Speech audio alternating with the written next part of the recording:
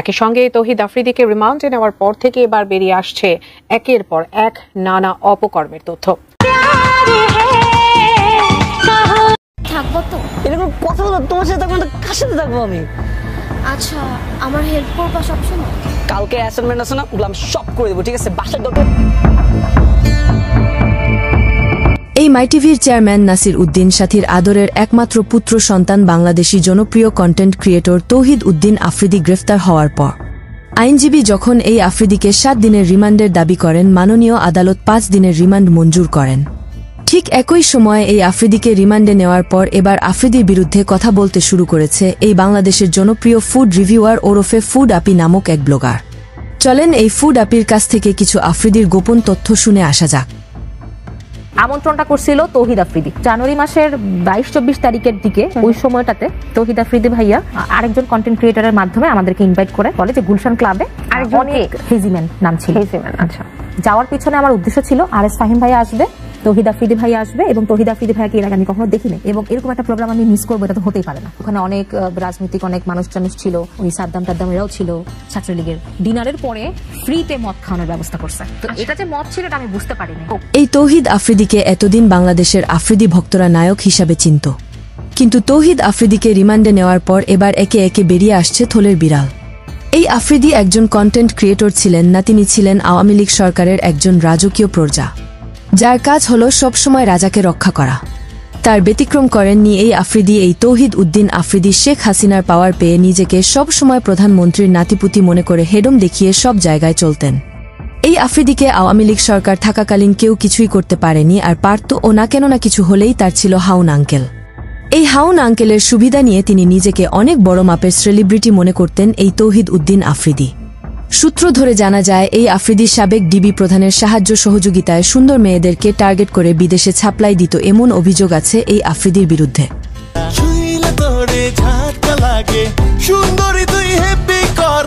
এছাড়াও যে কোনো কন্টেন্ট ক্রিয়েটর আফ্রিদিকে তোয়াক্কা না করে ইউটিউবে বড় হতে চেয়েছে, তাকেও দমিয়ে রেখেছে এই আফ্রিদি, যা প্রমাণ কিন্তু অলরেডি দেশের মানুষ চায়ের দোকান থেকে শুরু করে প্রতিটা ঘরে ঘরে বসে এই কন্টেন্ট ক্রিয়েটর শায়েমের সাক্ষাৎকারে উঠে এসেছে।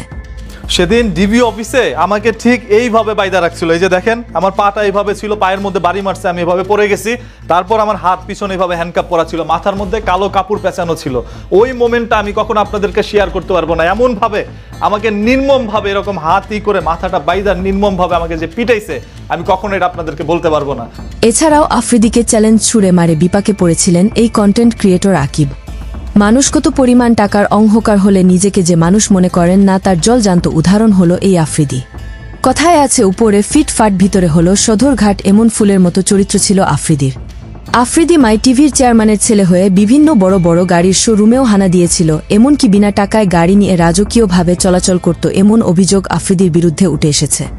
সেই সাথে আফ্রিদি প্রাণপ্রিয় বন্ধু দিঘিকে পার্সোনালভাবে আঘাত করে দিঘির ফুলের মধু খেয়ে দিঘিকেও বাস দিয়েছে এই আফ্রিদি, এমনটি মনে করেন দেশের সাধারণ জনগণ। এরকম কথা বলো, তোমার সাথে থাকবো না, কার সাথে থাকবো আমি?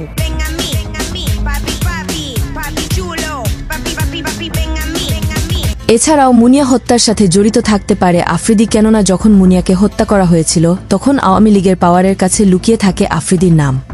কিন্তু আফ্রিদি যখন নাটকীয়ভাবে গ্রেফতার হয়, তখন আফ্রিদির সাথে মুনিয়ার যে প্রেমের সম্পর্ক ছিল তা আর বুঝতে বাকি ছিল না কারোরই, কেননা আফ্রিদি ও মুনিয়া মুনের অলরেডি কল রেকর্ড ফাঁস হয়ে দেশের সাধারণ জনগণ শুনে আফ্রিদিকে কতটা খারাপ ছিল তা আর বুঝতে বাকি ছিল না কারোরই। বলছে রসকস থাকবে না, মানে তুমি টাইম দিবা না, এটা তো আছেই। ও রসকস থাকবে না বিয়ের পর, বিয়ের আগে রসকস না, বিয়ের পর তো আরো দূরে। উনি কিভাবে বললো, ওনাকে কি তোমার উপরে কি? একটি ছেলের জীবনে কতটা মেয়ে প্রয়োজন আপনারাই বলেন। এই আফ্রিদির এত পরিমাণ মেয়ে নেশা ছিল, সেটা আপনারা কল্পনাই করতে পারবেন না।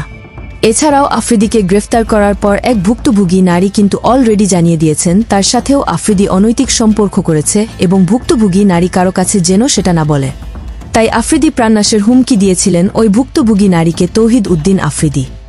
যে বিভিন্ন মেয়েদের সাথে ওর সম্পর্ক আছে, এবং মুনিয়া নামে যে একটা মেয়ে আছে ওর সাথে ওর সম্পর্ক, মানে ইনডিরেক্টলি ও আমাকে হত্যার হুমকি দেয়। পরিশেষে আফ্রিদিকে ঘিরে এবার এক ভুক্তভোগী নারী নতুন তথ্য দিয়েছেন। আফ্রিদিকে নিয়ে চলেন শুনে আসা যাক। তৌহিদ আফ্রিদি যেদিন গ্রেফতার হয় সেদিন দেখলাম অনেক মানুষ অনেক খুশি হয়েছে, আমিও পার্সোনালি খুশি হয়েছি, যদিও কারো বিপদে কারোরই খুশি হওয়ার কথা না। কিন্তু ওর দ্বারা অনেক মানুষ অনেক ক্ষতিগ্রস্ত হয়েছে, অনেক মানুষকে বিনা দোষে অ্যারেস্ট হতে হয়েছে, বিনা কারণে পুলিশের হাতে মার খেতে হয়েছে। আমি তার দ্বারা কোনো প্রকার ক্ষতিগ্রস্ত হইনি, তবে সে আমাকেও একবার হিউমিলিয়েট করেছিল। একটা প্রোগ্রামে তার সাথে আমার দেখা হয়, তো সে আমাকে দেখা মাত্রই যেটা বলে সেটার জন্য আমি প্রস্তুত ছিলাম না। সে আমাকে বলল, তুমি তো আগে খ্যাত ছিল, হঠাৎ করে স্মার্ট হয়ে গেল কি করে? ওটা কমপ্লিমেন্ট ছিল নাকি বাস ছিল আমি ঠিক জানি না, but I felt humiliated that time. তো আমি শুধু বলেছিলাম যে আমার চেহারার থেকে তো তোমার ভিডিওগুলো বেশি খ্যাত ছিল, এতটুকুই। ওই প্রোগ্রামে উপস্থাপক মঞ্জু ভাইয়াও ছিলেন, তো মঞ্জু ভাইয়ার বেশ কিছু শোতে আমি গেস্ট হিসেবে গিয়েছিলাম। সে আমার সামনেই মঞ্জু ভাইয়াকে বলল, তুমি তোমার শোতে ওকে কেন নিয়েছো? আমি হয়তো বা ওই টাইমে সিন ক্রিয়েট করতে পারতাম, ঝগড়াঝাটি করতে পারতাম, ঝামেলা করতে পারতাম, বাট আমি কিছুই করিনি, আমি চুপচাপে ছিলাম। আর এই ভয়টা তো একটু মনে ছিলই, ওর বাবার যে ক্ষমতা, যদি আমি ওর সাথে ঝামেলা করতে যাই আমাকে না জানি আবার গুম হয়ে যেতে হয়, তাই আমি কিছুই বললাম না, চুপচাপ ছিলাম। But I got hurt by হিম।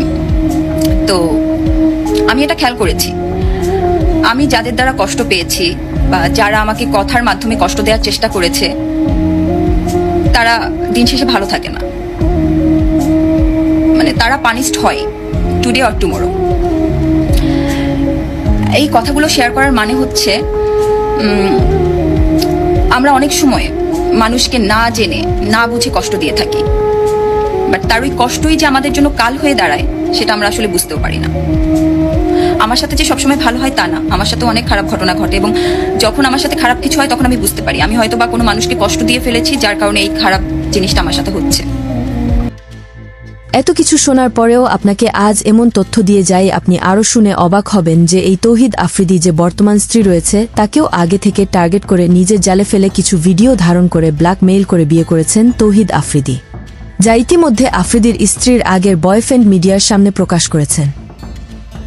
রিসাকে ও বিয়ে করার কারণ হলো একটা ট্র্যাপে পড়ে গেছে রিসা, কারণ তৌহিদ আফ্রিদির চরিত্র তো ওরকম ভালো ছিল না, তো একটা ট্র্যাপে পড়ে গেছে। তার মধ্যে শেখ হাসিনা পালাইছে, শেখ হাসিনা সরকার চলে গেছে, আওয়ামী লীগ চলে গেছে, তো ওই পারপাসে ও রিসাকে বিয়ে করে। তৌহিদ আফ্রিদি জ্বলছে দেখো তোমার লালবাতি। নতুন নতুন আপডেট খবর পেতে চ্যানেলটি সাবস্ক্রাইব করে পাশেই থাকবেন।